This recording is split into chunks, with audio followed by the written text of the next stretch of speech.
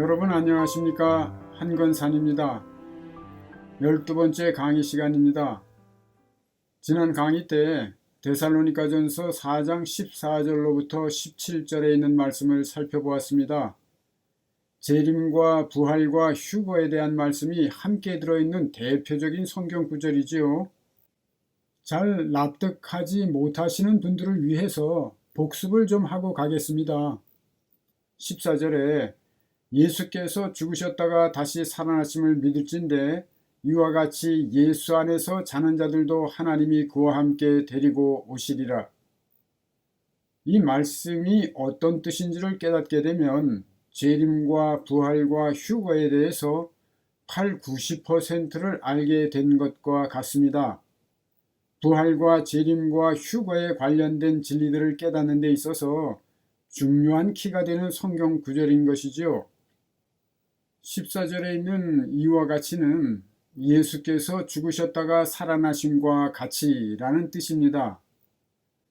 따라서 예수께서 죽으셨다가 다시 살아나신 것과 같이 살아난 예수 안에서 자는 자들이라는 뜻입니다.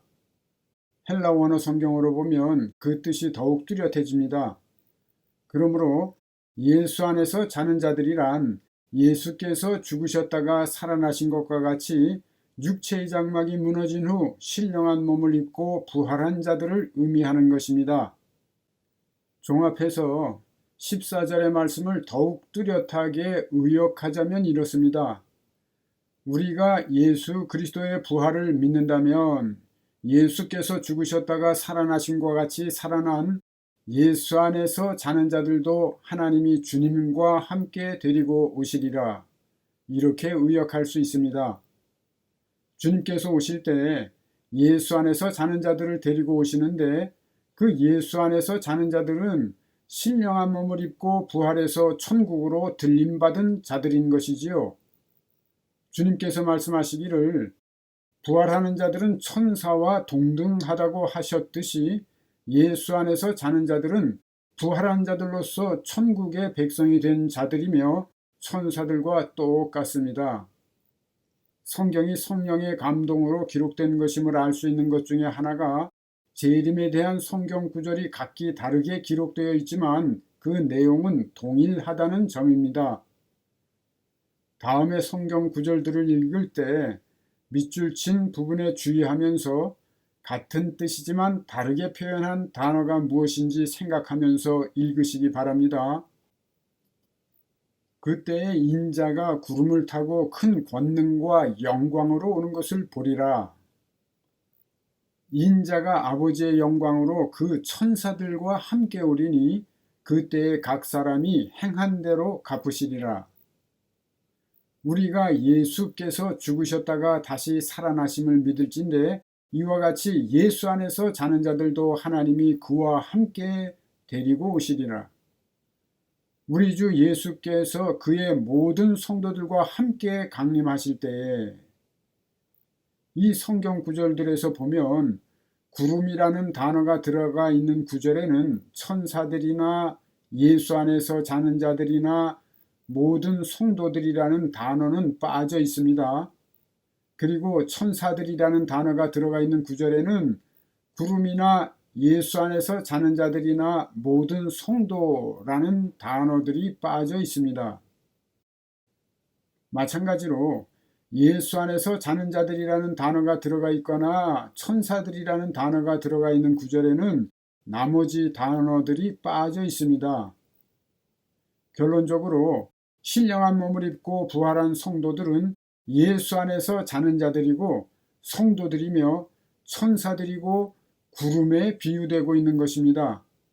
예를 들자면 구름을 타고 오신다는 말씀은 성도들과 함께 오신다는 뜻이고 천사들과 함께 오신다는 뜻이며 예수 안에서 자는 자들과 함께 오신다는 뜻입니다. 네 가지 단어들은 같은 의미라는 뜻이지요.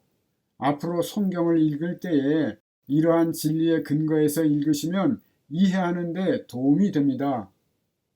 이렇게 살펴본 네 군데 성경 구절 외에도 재림에 관련된 성경 구절들은 모두 같은 식으로 기록되어 있습니다. 성경이 하나님의 감동으로 기록된 책임을 스스로 증언하고 있는 것이지요. 그리고 이와 같이 주님과 함께 온 천사들이 택함받은 성도들을 땅 이 끝에서부터 하늘 저 끝까지 사방에서 모으는 것입니다. 진리의 나팔을 불게 되는 것이지요. 이것은 땅에 살고 있는 사람들의 눈에 보이지만 않을 뿐 각 세대마다 일어나고 있는 실제 사건들인 겁니다. 우리 주님께서 이 땅에 오신 때에도 일어난 일들이며 주님께서 승천하신 이후로 줄곧 일어나고 있는 일들입니다. 이러한 진리를 믿는 이들은 결코 나태한 신앙생활을 할 수가 없겠지요. 택함받은 백성들을 모으는 일에 동참하게 되는 것입니다. 그러므로 예수 안에서 자는 자들이 예수께서 죽으셨다가 살아나신 것과 같이 육체의 장막이 무너진 후 신령한 몸을 입고 부활한 성도들을 의미한다는 진리 하나만 알아도 연결되어 있는 많은 진리들을 깨달을 수 있게 되는 것입니다. 이 성경 구절 하나만 보아도 주님께서 오신 이후로 성도들이 지속적으로 신령한 몸을 입고 천국으로 들림받고 있음을 알 수 있습니다. 지금까지 대부분의 기독교인들은 부활과 재림과 휴거가 동시에 일어난다는 진리에 대해서조차 구체적으로 인식하고 있지 않습니다. 그리고 막연하게나마 이런 식으로 생각합니다. 크리스천이 죽을 때 영혼만 천국에 가 있다가 주님께서 재림하실 때 주님과 함께 천국으로부터 나온다. 그리고 그 영혼들은 무덤이 갈라지면서 나온 부활의 몸과 하나가 돼서 이 땅에 이루어진 천년 왕국에서 살게 된다. 해함도 없고 상함도 없고 사자들조차 풀을 뜯어먹는 평화로운 곳이다. 하나님께서 직접 다스리시는 천년 왕국은 너무나 행복한 곳이다. 부활한 그들은 그곳에서 천년 동안 왕노릇하면서 살게 된다. 등등. 세대주의자들도 크리스천이 죽을 때 영과 혼도 소멸된다고 주장하는 것만 다를 뿐 주님께서 재림하실 때 무덤에서 부활하게 되고 천년 왕국에서 살게 된다고 믿는 것은 대동소이합니다. 안타까운 일이지만 이러한 논리들은 성경 전체의 진리를 깨닫지 못한 결과로 만들어낸 허망한 이야기에 불과합니다. 성경은 하늘에 있는 하나님의 나라가 원형이요 진짜이고 이 땅과 이 땅에 있는 모든 것들은 하늘나라의 모형이요 가짜라고 말씀하고 있습니다. 그리고 택함을 받은 백성들은 이 땅에서 나그네와 외국인의 삶을 살다가 하늘에 있는 본향으로 가야 한다고 성경은 말씀하고 있습니다. 기독교인들이 환난을 감내하면서 이슬과 같은 인생을 살면서도 낙심하지 않는 것은 저 영원한 나라에 대한 소망이 있기 때문임을 성경은 말씀합니다. 그런데 문제는 우리 기독교인들이 육신의 정욕이나 안목의 정욕이나 이생의 자랑을 만족시켜주거나 충동질하는 세상적인 가르침에 빠져 있다는 것이지요. 그래서 결국 그들이 알고 있는 교리가 그 자체 내에 많은 모순적인 논리들을 담고 있는데도 별 생각 없이 받아들이고 있습니다. 그뿐 아니라 관심조차 없는 기독교인들이 대부분입니다. 대부분 예수 그리스도가 어떤 분이고 얼마나 소중한 분인지 깨닫지 못하고 있습니다. 기독교는 이미 종교가 되어버린 것이지요. 결국 아무 비판도 없이 천국에 들어갔다가 다시 나와서 이 땅에 만들어진 천년왕국이라는 곳에서 천년 동안 살게 될 것이라고 믿고 있는 것이 현실입니다. 그러나 천국은 우리가 돌아가야 할 본향입니다. 이 땅에서 나그네와 외국인으로 살던 우리가 돌아가야 할 최종적인 목적지인 것이지요. 그런데 그 완벽한 천국에서 다시 나와서 이 땅에서 천년 동안 다시 살고 싶다니 완전히 속아서 믿고 있는 것이지요. 이렇게 천년 왕국과 관련된 모순적인 논리는 육신을 사랑하는 사람들을 미혹하기 위해서 지어낸 공교한 이야기에 불과합니다. 정작 믿어야 할 것은 믿지 않고 지어낸 이야기를 믿고 있는 것입니다. 물론 이렇게 주장하거나 믿게 되는 것도 어느 정도 이해는 가지요.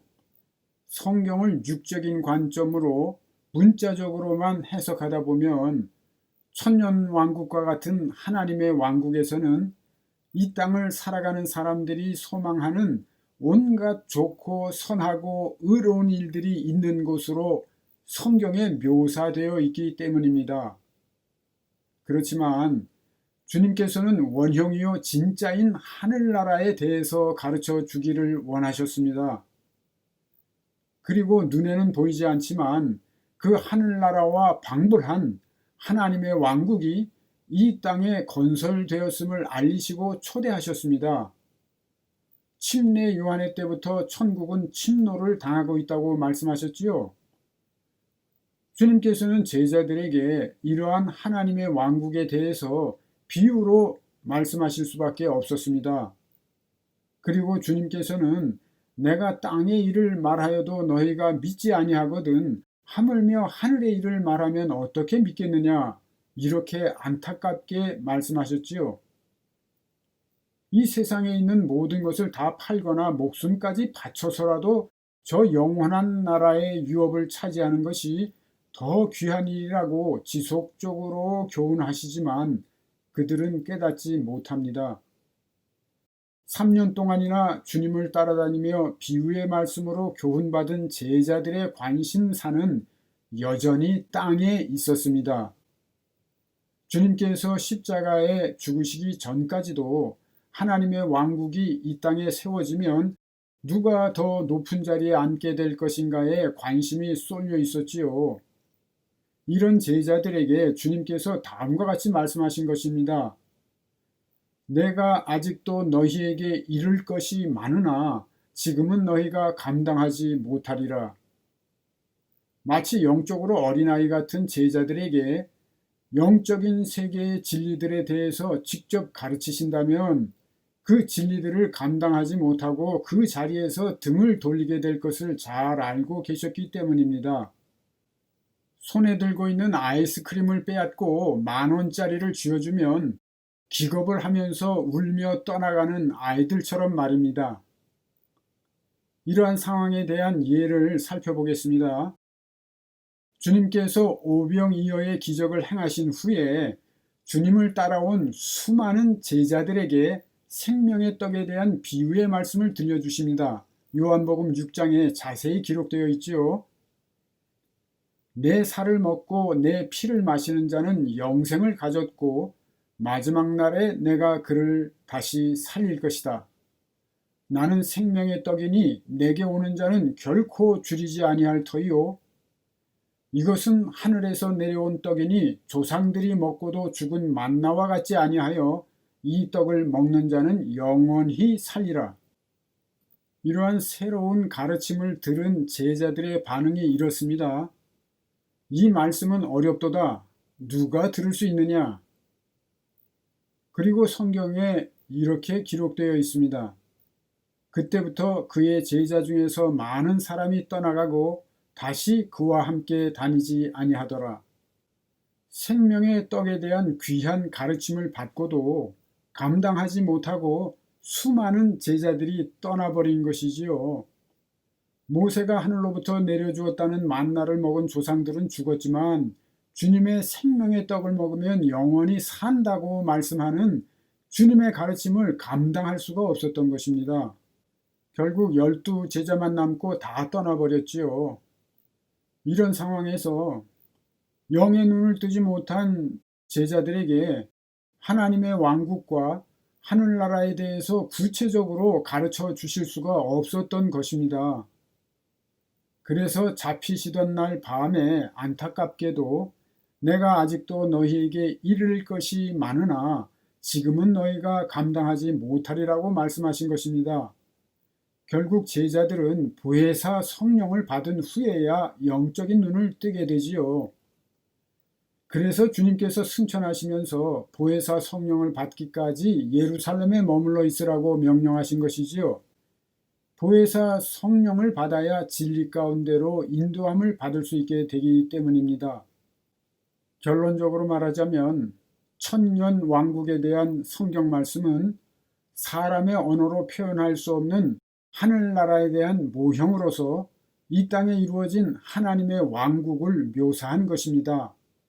천년 왕국은 하나님께서 다스리시는 하늘나라에 대한 모형으로서 이 땅에 이루어진 영적인 나라인 것이지요. 이 천년 왕국은 예수 그리스도의 진리의 말씀 안에서 그 옛사람이 목배임을 받아 죽고 진리의 말씀으로 새롭게 살아난 새 사람들이 왕노릇하는 곳입니다. 우리가 첫째 부활로 살아서 왕노릇할 곳은 하늘나라가 아니라 일단은 이 땅인 것이지요. 그래서 성경은 우리를 왕같은 제사장으로 삼았다고 말씀하고 있는 것입니다. 오직 너희는 왕같은 제사장이요 거룩한 나라요 그의 소유된 백성이라. 같은 뜻인데 요한계시록에서는 이렇게 말씀하고 있습니다. 그의 아버지 하나님을 위하여 우리를 나라와 제사장으로 삼으신 그에게 영원한 영광과 능력이 세세토록 있기를 원하노라. 그들로 우리 하나님 앞에서 나라와 제사장들을 삼으셨으니 그들이 땅에서 왕노릇 하리로다. 이 두 성경 구절에서 나라로 번역된 바실류스는 왕이라는 뜻입니다. 1장에 보면 이미 우리를 왕과 제사장들로 삼았다고 말씀하고 있지요. 그리고 5장에 보면 미래형으로 표현하고 있지만 이것은 영원한 세계에서 보면 같은 뜻입니다. 각 세대마다 첫째 부활로 나올 사람들에 대한 말씀인 것이지요. 이 땅에 있는 영적인 하나님의 나라에서 왕노릇하게 되는 것입니다. 이 영적인 하나님의 나라에서 왕노릇한다는 것은 남을 지배한다는 뜻이 아닙니다. 주님처럼 택하신 백성들을 섬기는 자로 살면서 마귀와의 전쟁에서 백전백승하게 된다는 뜻입니다.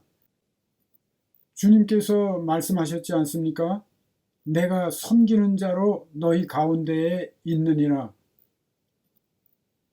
예수와 함께 죽고 예수와 함께 산 자들, 그 안에 그리스도의 형상을 이룬 자들, 즉 장성한 자들이 살아서 천년 동안 왕노릇하는 것입니다.